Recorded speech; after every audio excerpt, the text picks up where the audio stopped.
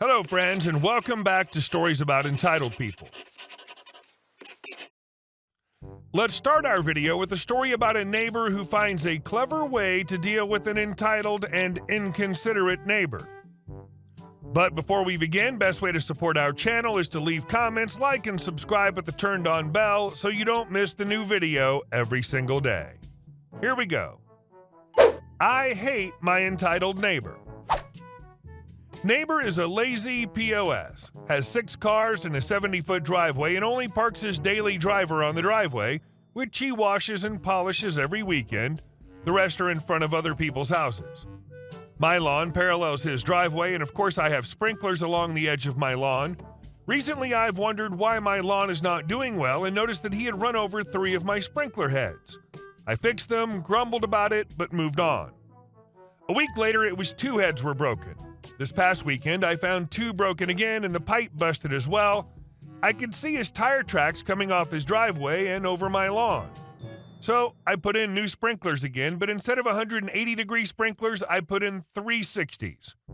You may still run over them, but at least at 11 p.m. every night, his passenger side will get blasted for 7 minutes.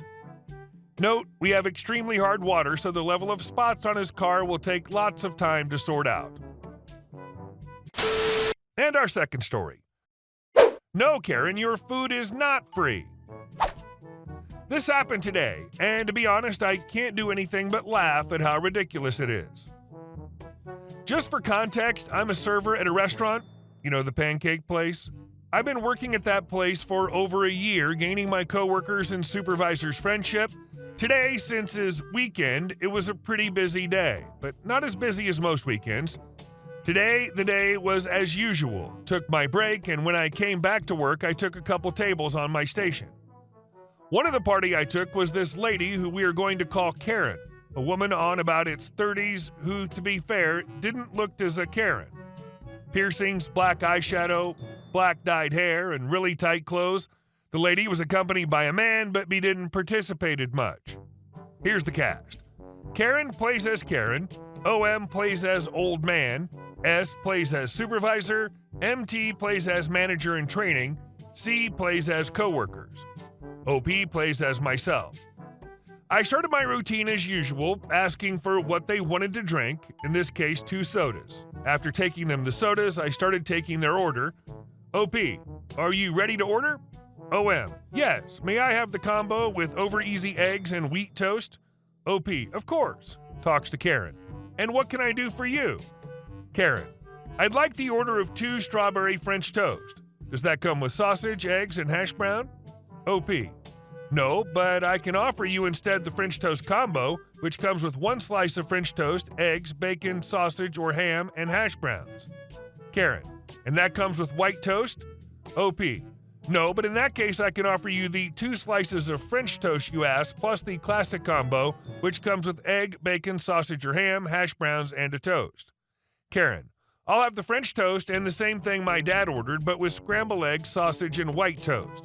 OP, okay, to confirm, he got the combo with over easy eggs and you got the French toast, a combo with scramble and sausage. Karen, no, he got the over easy egg, I got the scramble ones. OP, confused, but assuming Karen didn't understand me when I said he and you. Okay, anything else I can get you?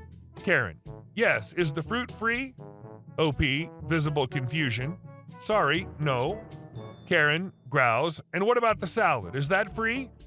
OP, neither that. Karen, clearly irritated. Then that would be all. OP, okay, just to confirm, OM got the over easy egg combo while you got the 2 slices of French toast with scrambled eggs combo. Karen growls. OM, that's correct. After that, I went to place their order on the system since I wanted the food to come out as soon as possible to avoid this lady to get mad. I was planning to get their silverware after placing their order. After placing their order, something that didn't took me more than 3 minutes according to the clock, I went to get their silverware, but on the way I crossed Karen angry. Karen, very derogatory and pushing her nail on my chest, you forgot about our silverware. OP, just wanting to finish with this, I'm so sorry. After that, Karen goes to her table and I go to the kitchen to finish the order. When I entered the kitchen, I heard 2 of my coworkers talking. C1. OP's table is very rude. The lady cornered me when I was going to one of my tables, demanding me to give her silverware. I was lucky I had some spare. C2. Ouch. I feel bad for OP. I wish him good luck with them. I saw them how rude they were with the hostess. As soon as the food got ready, I took it to Karen. I was missing one of the toasts, but the cooks were preparing it, so I toughed no big deal. Once I took their food, the table next them asked me for 2 cups of water, so I went to get it. As soon as I entered the kitchen to get the waters, I got called by a coworker. C3. OP, is Karen table yours? OP. Yes. C3. They're asking for their server. I went to check what happens. OP. Is there anything wrong? Karen, irritated. Are you our waitress? Babbles. I thought it would be a woman. Points to the scrambled eggs. Do these come with the French toast? Because I can't find it on the menu and I don't want to pay for anything that is not free. OP. No, ma'am, you ordered 2 slices of French toast and then you ordered the same order as your partner, but with scrambled eggs, sausage, and white toast. I'm coming back with the white toast. Karen, babbles. You don't know how to do your work, do you? I never ordered this. I thought it was free with the French toasts. OM quietly babbles. Yes, you ordered that. OP. No, I asked you multiple times and explained you and you agreed. Karen. Is not my problem that you don't know how to listen. I won't be paying for it. OP. Okay, I'll take it away. By that time, my supervisor and a couple coworkers already knew what was happening with Karen. I went to the kitchen and a couple minutes later, MT called me. MT. Karen is complaining a lot. Take most of the items off the check and... S. No, she has to pay. OP did nothing wrong. MT. But we need to take the items off or else she'll call the headmasters and... S. No, because if we keep giving free food, more people will start acting rude and complaining so they can get free food. Turns to me.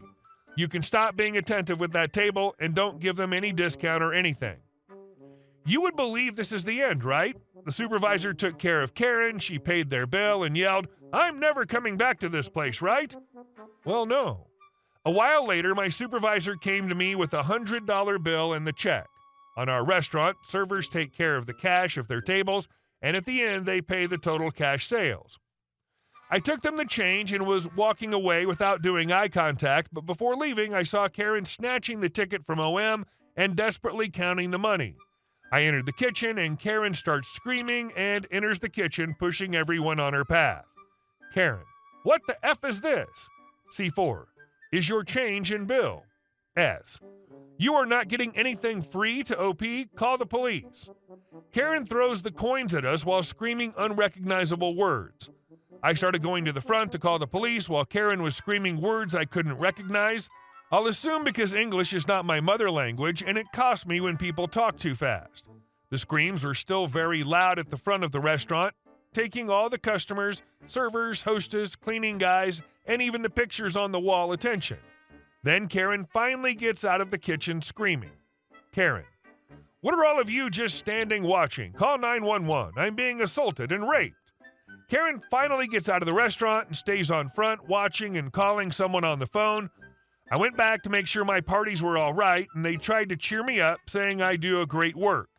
When I went back to my kitchen, my coworkers told me what happened. Apparently, Karen started threatening them that her boyfriend would come and attack us later that day. Spoiler, it never appeared. And our last story. Being sued for $750,000. I was in a fender bender in October. I rear-ended a driver at a red light coming out of my subdivision. My car got no damage, and the other car I hit had 2 small quarter-sized dents. She said she was okay and refused to call the police because she had to get her son to school. The son was in the car too. She didn't even check on her child, but kept saying she just bought her car.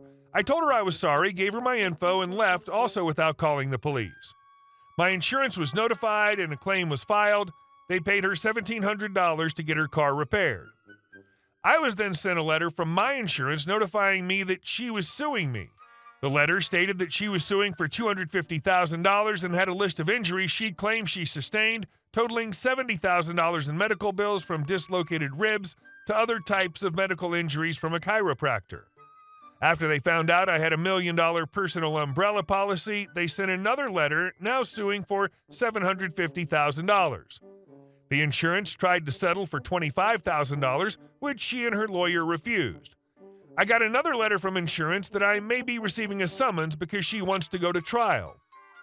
I have suspicions of fraud. She also stays in my subdivision where she bought a $900,000 house in 2020. The house has no furniture or blinds and looks empty.